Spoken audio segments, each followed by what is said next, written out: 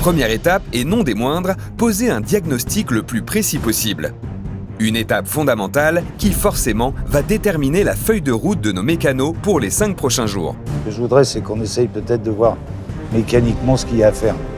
Savoir s'il y a un moteur, s'il y a une boîte. On va déjà contrôler un peu tout ça. Si des fois, on peut essayer de mettre en route, voir ce qui se passe, la lever, puis faire un petit tour d'horizon mécanique. Yes. Un bon diagnostic, c'est 80% de la réparation, en fait. Donc, c'est vraiment primordial de mettre le doigt sur toutes les différentes pannes qu'il peut y avoir sur le véhicule. Déterminés à passer la mécanique au peigne fin, Momo et Olivier savent qu'identifier dès maintenant les organes endommagés ou manquants sur la E90 va leur permettre de dénicher par la suite la donneuse la plus compatible possible pour s'approvisionner en pièces détachées. Allez, on la lève. Allez, on est parti. Je vais faire l'assistant. De l'autre côté de l'atelier, Nicolas et son poulain Brice sont déjà lancés billes en tête. Et surtout, tête dans le moteur. Eux aussi ont un plan d'attaque bien ficelé pour venir à bout de leur E46.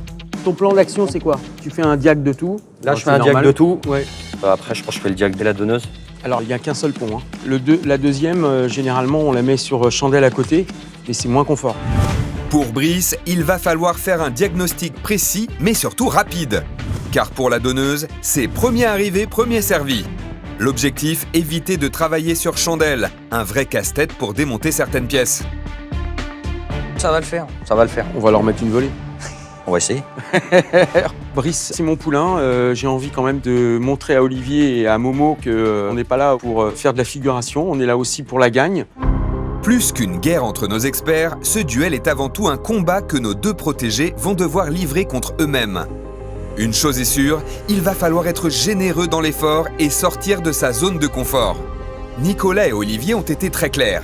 Ils veulent deux véritables warriors dans l'atelier, prêts à se donner à 100%. Alors, qu'est-ce que ça dit tout ça? Regarde, il y a un bras de suspension cassé là. Le diagnostic à peine entamé, Momo et Olivier découvrent un demi-train avant gauche littéralement pulvérisé. Première victime, le bras de suspension, une pièce essentielle qui relie la roue au châssis et assure la stabilité de la direction. Vu son état, il faudra le remplacer en urgence. Et ce n'est que le début des problèmes. La boîte de vitesse, elle a l'air malade. Elle est morte. Oh putain. L'état de la boîte de vitesse ne laisse aucun doute. Momo devra la changer s'il veut alimenter correctement toute la transmission de sa BMW et la faire rouler. À ta gauche, tu vois rien? Ça? Non, à gauche. Là, j'ai l'éclairage dessus. Ah ouais, là. Oh putain, le bras. Bras arrière. Bras arrière, bras avant. L'arrière de la E90 n'a pas été épargné non plus. Le choc a été si brutal que le bras de suspension de la roue arrière gauche a lui aussi cédé. Momo, qui arrivait confiant, prend peu à peu conscience du calvaire qui l'attend pour les prochains jours. Ils ont percé les deux réservoirs. Les deux endroits du réservoir, ouais. Donc ça, il va falloir colmater ça. Donc il y a un demi-train arrière gauche, un demi-train avant gauche, une boîte de vitesse. Bon, ça va occuper un peu ça. Hein. Le constat est lourd. La mécanique est en souffrance totale. Mais pour Momo et Olivier, le plus dur est à venir. Qu'est-ce que t'en dis, on essaie de tourner le vélo? Bah écoute, ouais. Pour tester l'état de santé du moteur, Momo actionne le vilebrequin pour mettre les pistons en mouvement.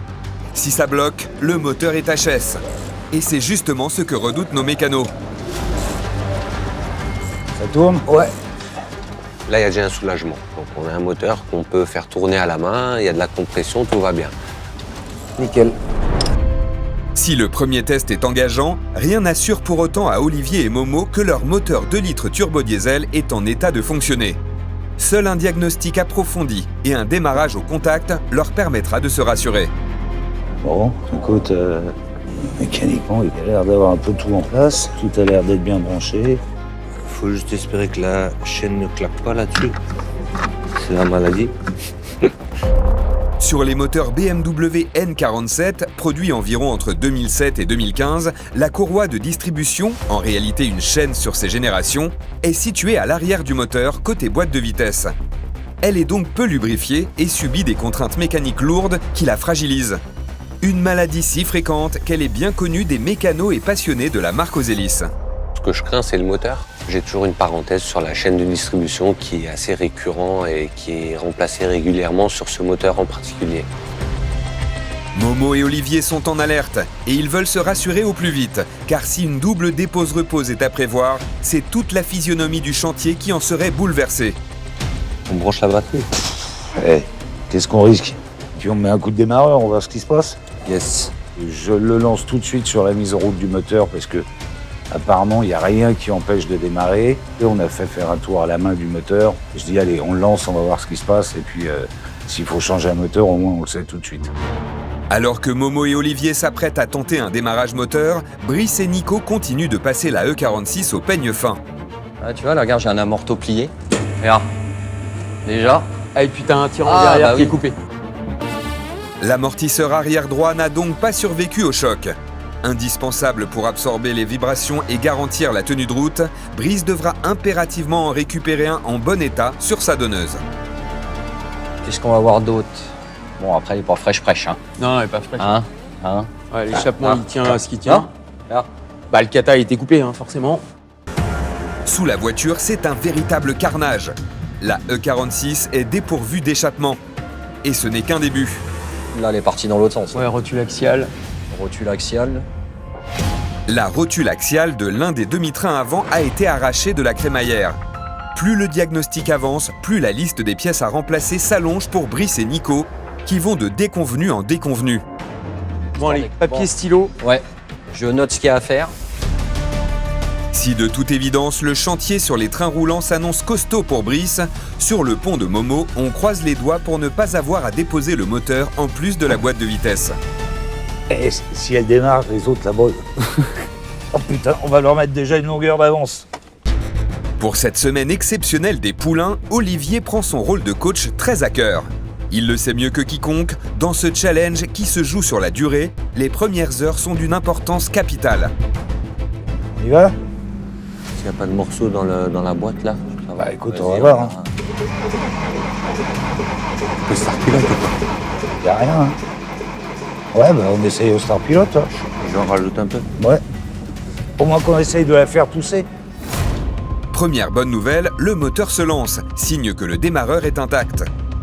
En revanche, comme le réservoir à gasoil a été dépollué, le bloc ne reçoit pas assez de carburant pour démarrer.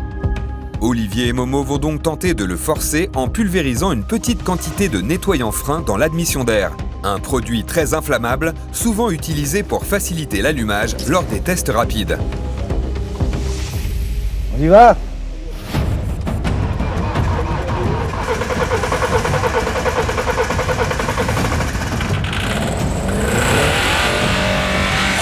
Ça marche.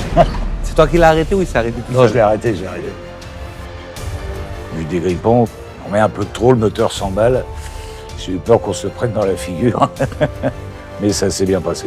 Bon, écoute, il tourne. Hein. Excellente nouvelle pour Olivier et Momo qui constatent que leur moteur turbo-diesel fonctionne. Il est trop tôt pour savoir s'il tourne sur tous ses cylindres, mais ce test rapide leur permet d'y voir plus clair et d'écarter pour l'instant le remplacement complet du bloc en plus de celui de la boîte de vitesse. Tu charges la donneuse et moi je charbonne. Ça te va? Allez, vas-y. Côté bleu, la messe est dite, diviser les tâches pour mieux régner. Pendant ce temps, Brice s'attaque au diagnostic carrosserie. Et vu l'état de la tôle, notre mécano risque de pâlir. On met l'avant droite. Le rétro, il est entier. Ici avant. Feu. Ouais, je vais avoir un phare. À l'avant comme à l'arrière, la liste des dégâts s'allonge sur la E46. Le défi s'annonce corsé.